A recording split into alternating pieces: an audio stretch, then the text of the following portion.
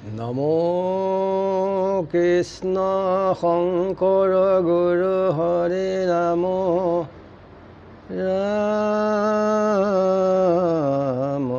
হৰি ৰাম হৰি ৰাম। স্বৰ্গৰ সম্পদ বিনাশ হ'লেও বৈকুণ্ঠৰ সুখ ভোগ কেতিয়াও বিনাশ নহয়। দুলৰী ৰাম বুলিবা বৈকুণ্ঠ লোকৰ ভিতৰ, যেবে ভৈলা স্বৰূপত, স্বৰ্গাদিৰ যেন হৈবে বিনাশ, বৈকুণ্ঠৰ ভোগ যত, ইটো কুনি বন্ধ শংকা পৰিহৰি, শুনিউতৰ তাৰ সিটো শুদ্ধ সত্য, বৈকুণ্ঠ লোকত মায়াৰ নাহি সংসাৰ, পৰম দুৰ্ঘোৰ কাল চক্ৰমূৰ, পৰক গিলি বিলাগি, নাহি নিদালে নকৰে নিমেষ, সৰ্বদায়ে থাকে জাগি, প্ৰিয় আত্মা গুৰু সখা ইষ্ট দেৱ, বুলি মোক সৰ্বভাবি,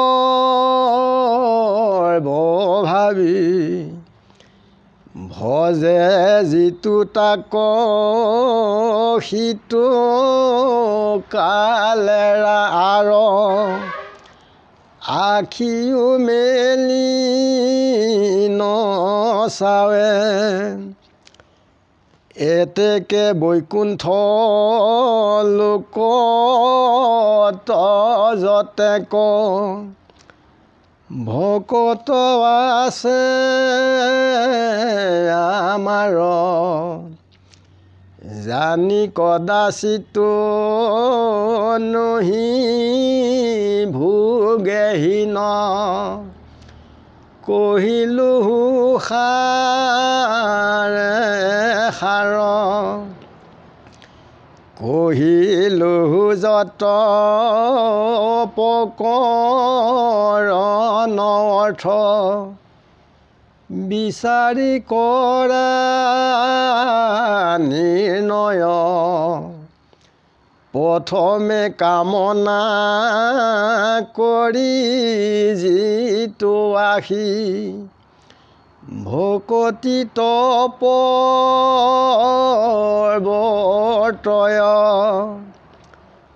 ভকতিৰ সাদ জানি পাছত, কামনা পৰিহৰে, ভকতিক মাত্ৰ বাঞ্ছি মনত, নিষ্কামে ভকতি কৰে, কদাচিত তাৰ কৰন্ত পূৰণ, কামনা যত পূৰ্বৰ, ভকতে বাঞ্চিলে দিবা কলাগয়, স্বভাৱ ইটো কৃষ্ণৰ, তাতে সে গুপুত কৰিলে ভকতে নোখোজতে সূক্ষ্ম গতি পায় পূৰ্বত কামনা মনত কৰিলে যিটো নিমিত্ৰ যিটো মহাজনে শুনি প্ৰসংগত ভকতিৰ শ্ৰাদ্ধ জানি পৰম নিষ্কামে পূৰ্ব হন্তে ভজে ভগৱন্ত পদ্ম পানী যিটো মহন্তৰ ভকতিৰ সুখ সদায় হৈব নিশ্চয় বৈকুণ্ঠ লোকত পৰম ঐশ্বৰ্য অধিক সুখ পায় মুকুতিত কৰি ভকতি গৰিষ্ঠ এতেকে জানা সবৰ্থা ভকতিৰ আগে বিষয়ৰ সুখ তুচ্ছ হৈবে কোন কথা সদা ভক্তি সুখ সহিতে বৈকুণ্ঠ ঐশ্বৰ্য সমে মুকুতি একান্ত ভকতে পাৱে আনজনী নপাৱে শুনা জগতি ইহ পৰলোক সুখ ধন জন ভাৰ্যা পুত্ৰ গৃহ দেহ সমস্তকে তেজি অন্য অন্য ভকতি ভজিমুত কৰে স্নেহ তাত পৰে মোৰ মহাপ্ৰিয়তম ভকত নাহি আমাৰ ভুকুতি মুকুতি ভকতক দিয়া কৰো সংসাৰৰ পাৰ অনেক নিৰ্বাণ পদ আদি দান দেও মই নিষ্ঠ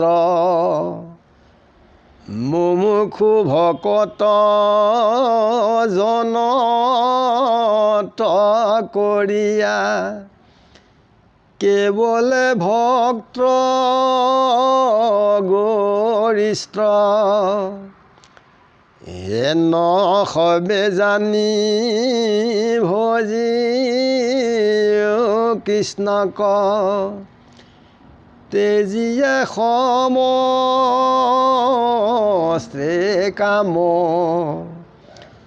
মূৰ্খ মাধৱে কহে নিৰন্তৰে ডাকি বোলা ৰাম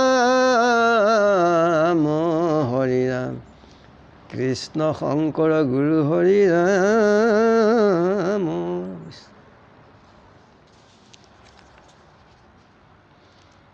যে স্বৰ্গৰ যিখিনি সুখ ভোগ বিলাসিতা এয়া হৈছে ক্ষণস্থায়ী, ইয়াত কালৰ অধীন থাকে।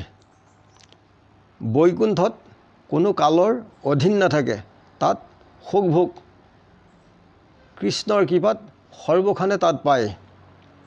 যে ইয়াৰ উত্তৰটি দিছে যে ইয়াৰ যিটো কুবন্ধৰ, ইয়াৰ শংকাটো তোমালোকে এৰি দিয়া। যে যিবিলাক সত্য শুদ্ধৰ লোক থাকে তাত কোনো মায়াৰ সঞ্চাৰ নাথাকে। যে কৃষ্ণৰ যি কালচক্ৰ ই পৰক গিলিব পাৰে অধৰ্ম আৰু অসৎ কৰ্মত।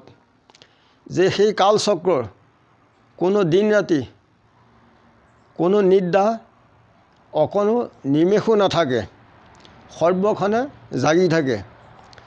যে আত্মা ঈশ্বৰ কৃষ্ণৰ, তেখেতে ইষ্ট দেও গুৰু, তেখেতক সৰ্বভাৱে যিসকলে সেৱা পূজা কৰে ভজে, তেতিয়া সেই কালে চকু মুকুলাই নাচায়। যে বৈকুণ্ঠৰ লোকত তাত কোনো ভোগৰ হীন নাথাকে, যোন সময়ত যি বিচাৰে সকলো গৰাকীয়ে সকলো প্ৰদান কৰে। যে ভকতি প্ৰথমতে কামনা কৰি যিসকল ভক্তই ভজে, পাছত জানি পেলাই ভকতিৰ স্বাদত পাছত সেই কামনা বাসনা লালসাবিলাক সকলোৱে লেৰি কেৱল নিষ্কামভাৱে ভজনা কৰে।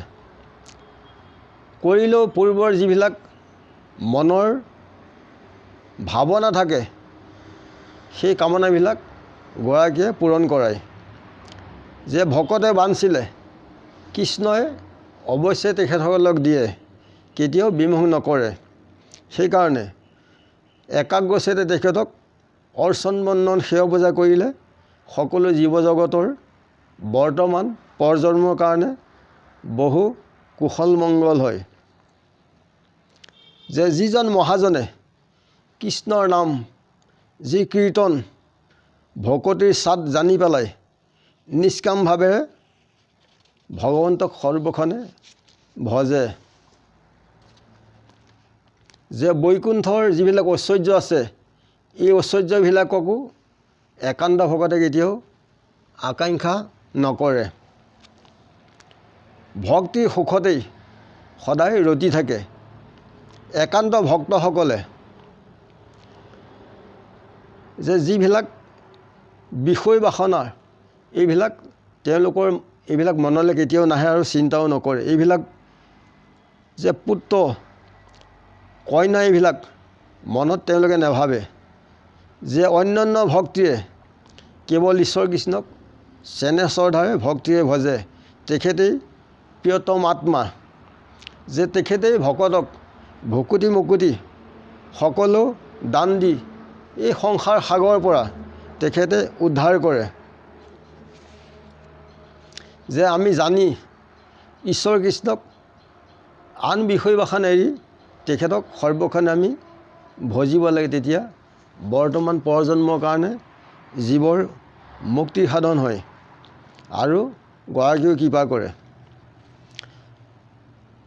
হৰিনাম কীৰ্তনত নাহি কাল দেশ পাত্ৰ, নিয়ম সংযম একো বিধি। হৰিত শৰণ লয়া কেৱলে হৰিৰ নাম, কীৰ্তন কৰন্তে হোৱা সিদ্ধি। যে হৰিনাম ল'বলৈ হ'লে কোনো গোসাঁইঘৰ নামঘৰ এইবিলাক কোনো প্ৰয়োজন নাথাকে। যে কেৱল উৰণ বুৰণ গজন ভ্ৰমণ চাৰিমুঠি জীৱত পৰমাত্মা হৃদয়ত তেখেত পৰমাই আছে। যে একাগ্ৰচিতে তেখেতত আশ্ৰয় লৈ যোন য'তেই নাথাকক কায় বাক্য মন চিতে ল'লেই তেখেত গৰাকীয়ে সিদ্ধি কৰে। ইয়াত কোনো নিয়ম সংযম একো নাই। বোলে কোনোবাই লং পেণ্ট পিন্ধিছে ধুতি পিন্ধিলেহে গাব পাৰে, সেইটো নহয়। কি কায় বাক্য মনে আমাৰ শৰীৰটো এটা চোলা, ঠিক এয়া আমাৰ লজ্জা নিবৰ কাৰণে কাপোৰ, সেইকাৰণে তেখেতক সিদ্ধি আগবাঢ়িলে উত্তম হয়। হৰিত শৰণ লৈ কেৱল হৰি নাম স্মৰণ কৰিলেই, কীৰ্তন কৰিলেই গৰাকীয়ে সকলোৰ সিদ্ধি কৰা, ইমানতে কৈ সবাৰ চৰণত সেৱা জনাই আজিলৈ ৰাখিছোঁ। গুৰু কৃষ্ণ কৃষ্ণ মহাহৃদয়ানন্দ। গুৰু কৃষ্ণ গুৰু কৃষ্ণ।